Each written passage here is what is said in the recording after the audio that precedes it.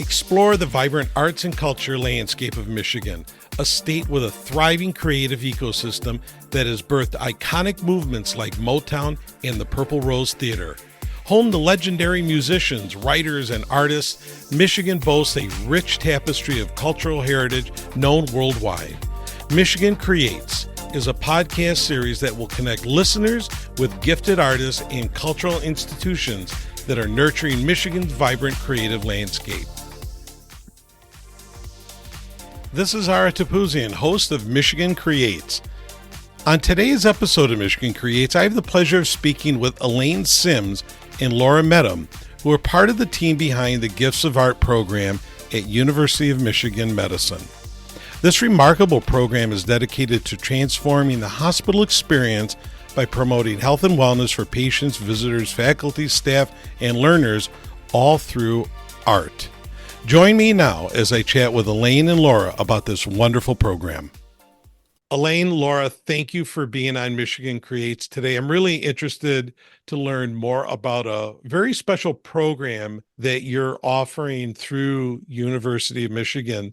So, Gifts of Art. And I found out about what you all do by accident. But Elaine, tell me a little bit about what is Gifts of Art. Well, Gifts of Art has a history that goes back to about 1986. It's what's called an arts and health program or an arts and healthcare program. And when it was created, it was designed for what was then called the replacement hospital. It's our current hospital, opened in 1986, replacing a 1925 hospital. And if you recall, back in that time frame, hospitals were getting increasingly sterile and disease focused, and the patient was getting left behind. It was a very frightening and disorienting place to be. And a few hospital administrators, in their wisdom, thought, if we invite the arts in, we're going to make this a more comfortable place for our patients, for our staff. People will calm down. And there were a handful of model programs that had started in the late 70s or so around the country. One of them got an NEA grant, and the person at University of Iowa was a U of M grad. So she knew our program, she knew some of the faculty.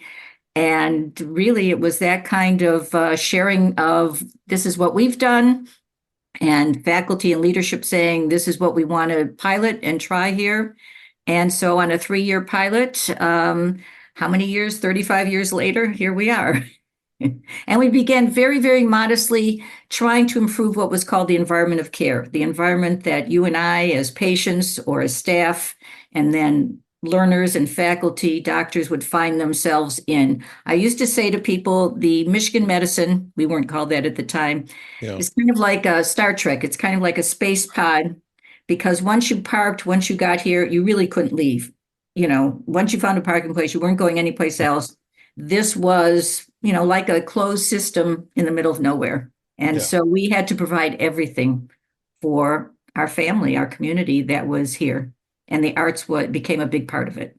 And, you looked on the website, and certainly you've got a Facebook page, and I've read a little bit more about Gifts of Art and the types of programs that you're offering. But I think what's at the core of a lot of this is the importance of arts for just health, for medical health. And so you're showing some programs. So let's talk about maybe some of the different programs. Maybe Laura, you can touch on the different types of programs you're participating with. But before we do that, what do you both feel as far as the impact that arts has on our mental well-being, our physical well-being? How is that helping patients, Elaine? What would you say to that? Again, in the 30-some years, there's been a lot of research, a lot of other things that have come up with what we saw from the beginning, and those of us instinctively know that. And there's an anthropologist called Ellen Dissanayake, who I met years ago, and her theory was that the arts are a basic human survival skill.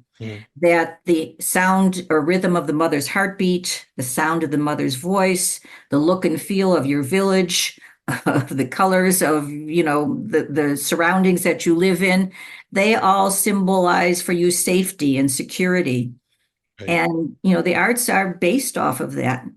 And so in times of utter stress and when you're ill and in a journey, no matter how beautiful the hospital looks, it's a scary, scary place. And your world shrinks to just you and what you're facing.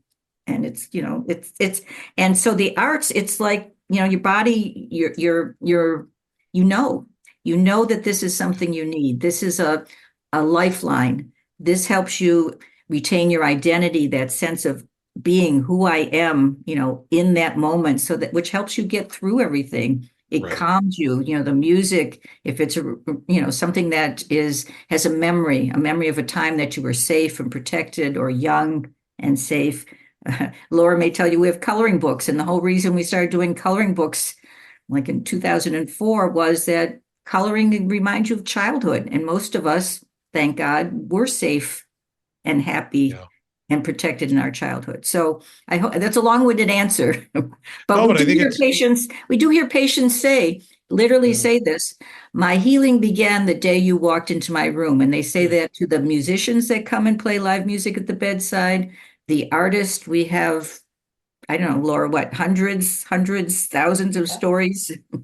Yeah. Yeah. We hear that again and again through the testimonials from our patients and families, the meaning that these experiences bring to the families and people who are in, some oftentimes stressful situations, times of struggle.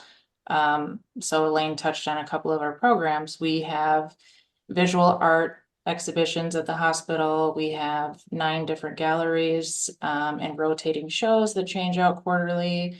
We have musical performances, and like Ara mentioned, this is kind of how we found each other Yeah.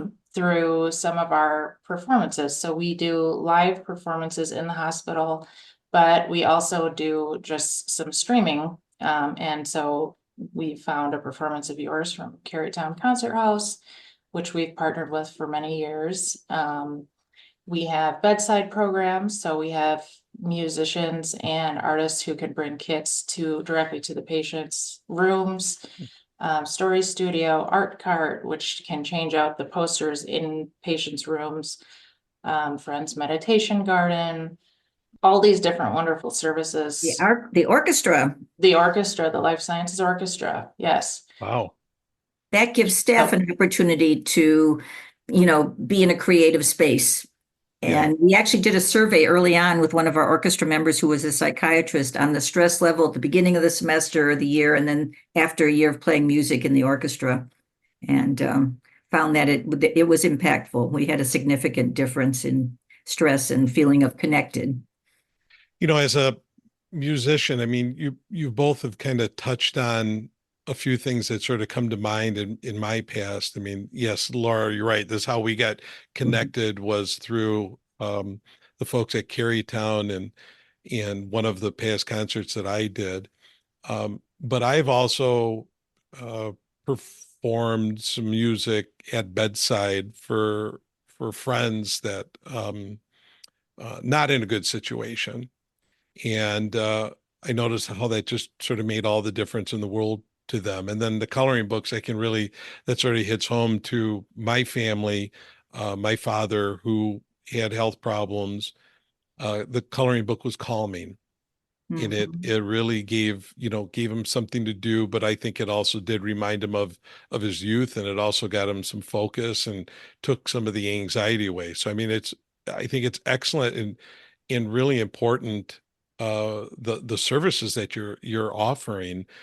If musicians or artists want to get involved, can they reach out to you folks and say, hey, we want to volunteer to either do some of the either bedside performances or other? Well, there's certainly for the lobby performances. We also have a volunteer performing corps in waiting areas of the hospital or in the main lobby, where we actually have 3 baby grand pianos throughout the hospital. So, but we also have, stressful waiting areas that musicians can play in. Usually it's an hour commitment a week or something for a volunteer. Bedside, we kind of leave it to the professionals who have special training. Yeah. It is, we still are a medical place, and I believe in first do no harm. And with good intentions, it still can be, things happen. Right. Things just happen. But we have had performers who have said, we want to do this. We want to start doing bedside music. And there is a national certificate training program, and they went through that, did an internship with us, and became part of our staff. So we do have former performing artists who are now staff with us. So That's it's possible. terrific. And then during COVID, we got into streaming. Then we got into a lot of different things because of COVID, but one of them was streaming. And we did have musicians from Juilliard who reached out and said, we want to do via FaceTime, one-on-one with COVID patients who couldn't get into a room or see anyone. So we still do streaming because we can't get into all the precaution rooms where, they can't really be in there because of infection control. Well, I appreciate learning more about what's going on with Gifts of Art and University of Michigan. I mean, it's just we all know that it's a wonderful health system, hospital, and this is just sort of another component to it. And so I appreciate the work that you both are doing. It's got to be certainly a bit satisfying to know that you're bringing some additional comfort in utilizing the arts to do that. So it's great to learn more about what you folks are doing. If folks want to learn more about Gifts of Art, they can go online. Where could they find some more information? I'm going to let Laura say that, but before she does, I want to add that I really neglected saying anything about visual artists, and we do have from time to time, we have artist demonstration. Artists will set up, and it's kind of a drop-in. Staff or visitors or patients can come and talk to them about what they're doing, and maybe they can do a simple project. And also, we're always looking for artists for our galleries. I mean, 9 galleries, filling them on a regular basis. And one of the things we like to do with the galleries is diversity. We really want people to feel like they belong when they enter the hospital. And we have the capacity to translate something like 80 some languages. So that's a lot of belonging. So that's a lot of variety of, artistic skills from all different cultures and ethnicities and trainings and whatever. And it's like Christmas when we do an annual call for exhibits. So I hope artists will look for that. And Laura can tell everyone how to find that on our website. Yes, Yeah. and I believe the call will be opening soon in March for this next cycle. But michiganmedicine.org, we are under the community and arts and health page. And from there, we have a lineup of all of our art exhibits that are on display, as well as upcoming concerts. We do have volunteer info.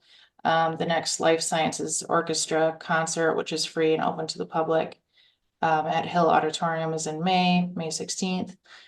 So we've got lots of information online. Excellent. And also, we have links to other organizations that might be of interest. So if anyone's interested in the field, there is a national professional organization called the National Organization for Arts and Health. They also have links. There's a lot of research going on, and there's opera stars like Renee Fleming getting involved through the Kennedy Center and doing research on the effects of music, the neurological effects, why we respond to music. So there's a lot of interesting things that people can find.